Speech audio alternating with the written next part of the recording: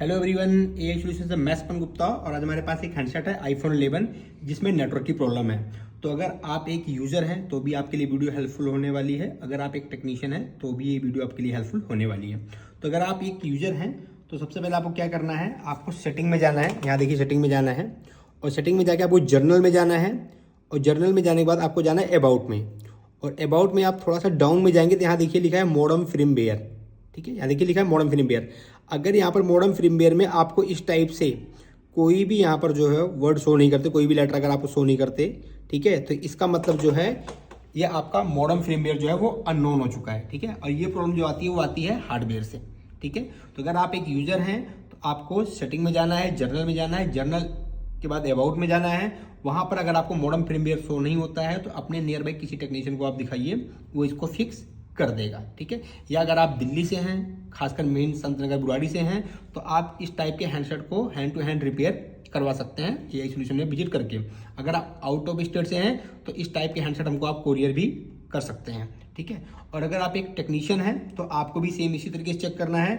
अगर यहाँ पर मॉडर्न फ्रीमवेयर नहीं आता है तो ये जो प्रॉब्लम है वो प्रॉब्लम है लोअर बोर्ड और अपर बोर्ड की, या तो उनकी कनेक्टिविटी नहीं हो रही है, ठीक है, या तो सप्लाई का इशू है। तो ऑलरेडी इस पर पहले किसी टेक्नीशियन ने काम किया है, क्योंकि जिसके पास से मेरे पास आया हुआ है उन्होंने बताया कि ऑलरेडी अपर बोर्ड जो है स्वैप हुआ है। ठीक है, तो हम लोअर बोर्ड की कंडीशन देखेंगे, अगर कंडीशन ओके होगी तो हम उसको रिपेयर करेंगे, अगर कंडीशन ज़्यादा क्रिटिकल होगी तो हम लोअर बोर्ड को स्वैप करेंगे। तो इसको कैसे स्वैप करना है, कैसे फिक्स करना है, वो सारी चीज़ें मैं आपको वीडियो में बताने वाला हूँ। तो चलिए देखते हैं इसको कैसे फिक्स करते हैं। एक बार मैं आपको फिर से चेक करवा देता हूँ और आप देख सकते हैं यहाँ पर मॉडर्न फ्रीमवेयर अननोन है।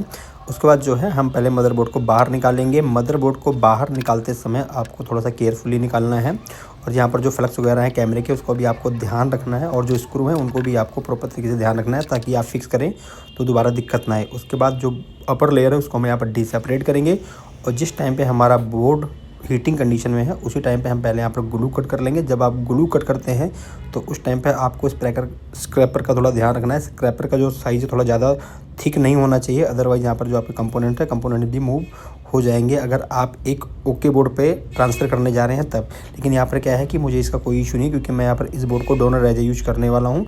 तो मैंने यहाँ पर सारी आईसी को बाहर निकाल ली है। अब 1 बाय 1 आईसी को क्लीन करेंगे।